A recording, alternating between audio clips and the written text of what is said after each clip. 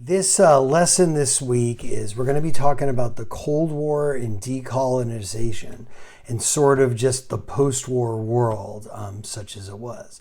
So it's really going to draw on two different threads. One is the origins of the Cold War and the evolution of the world into that two superpower world, and how the map changed and as all these European empires disintegrated, because the two world wars within 20 years definitely showed that Europe's time was over. So the goal here is I just want to double talk about some of just the interesting little anecdotes out of the first part of the Cold War. So we can start here just with the Cold War starting, but one of the more interesting episodes is the Cuban Missile Crisis. And the whole Cold War generally caused a lot of stress in the United States, led to just in the literature, things like anti-communist stuff and fears, and definitely some hysteria. Other things you had going on, you had the rise of McCarthyism and all of the fear that went with that. And of course, you could have a little gallows humor with just what do you do with nuclear war? So, fears of that. So here's a card game that I used to play as a kid. It's called Nuclear War, Last Person with People Wins.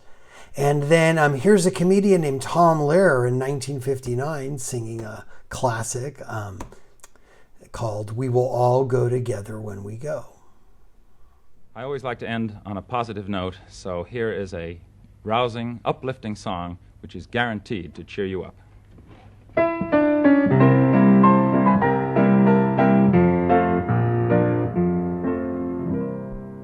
When you attend a funeral, it is sad to think that sooner or later those you love will do the same for you.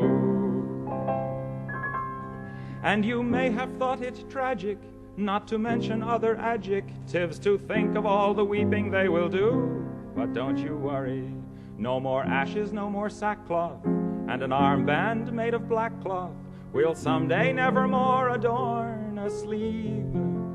For if the bomb that drops on you gets your friends and neighbors too, there'll be nobody left behind to grieve, and we will all go together when we go. What a comforting fact that is to know. Universal bereavement and inspiring achievement. Yes, we all will go together when we go.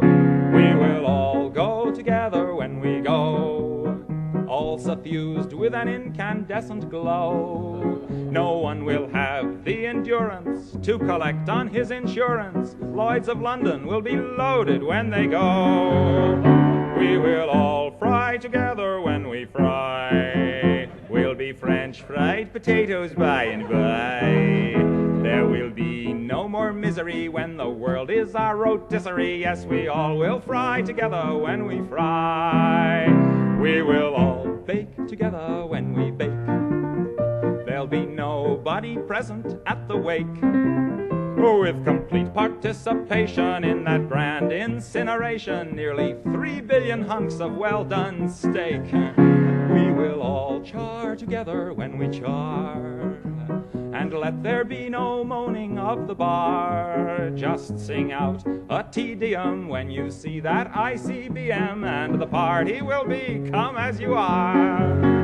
We will all burn together when we burn. There'll be no need to stand and wait your turn. When it's time for the fallout and St. Peter calls us all out, we'll just drop our agendas and adjourn.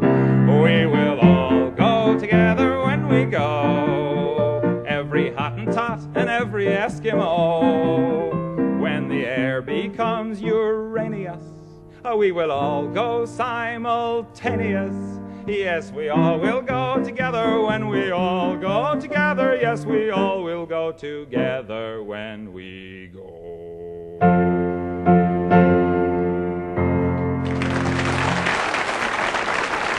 Another feature of, or another characteristic or thing that happened, well, start again, take two. Another part of the Cold War was the space race.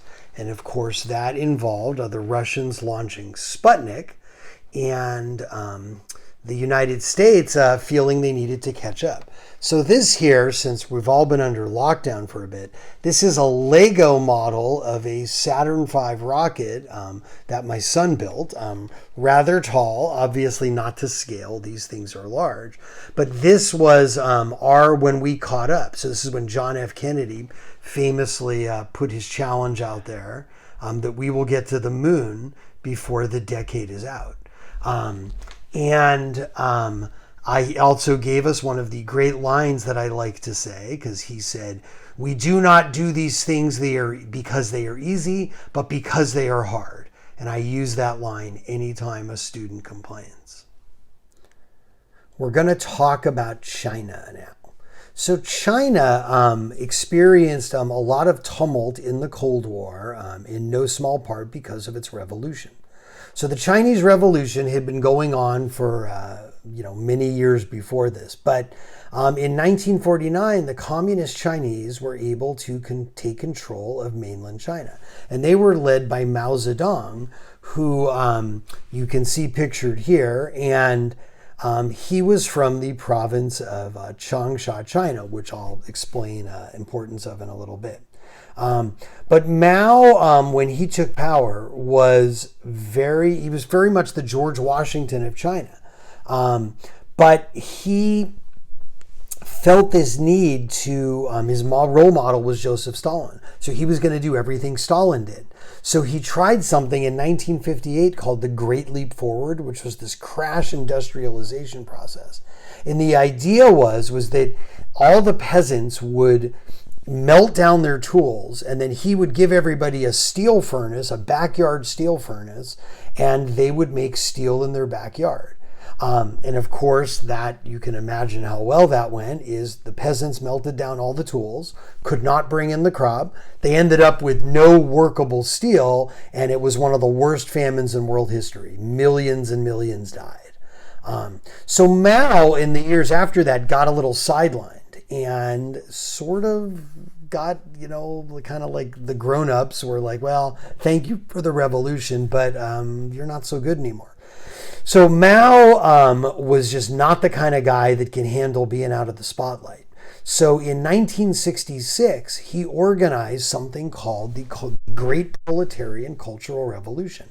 And here it was sort of a self-induced second revolution. And characteristics were that you couldn't trust anybody with authority, anybody that had any education, anybody that was like the man. And so you saw images of people waving little red books. You can see in this photo here. And then anything that smacked of, old history was to be gotten rid of. So this photo here is a professor I met 8 years ago on a trip to China. He was actually an art professor in Wuhan, China. And what he was showing us was him and three friends preserved all of this art because they were afraid it was going to get destroyed. Stuff going back to the Han Dynasty in like 200 BC. And there in this first photo, he's pouring us this tea from this priceless table, and this was some technological Chinese teapot.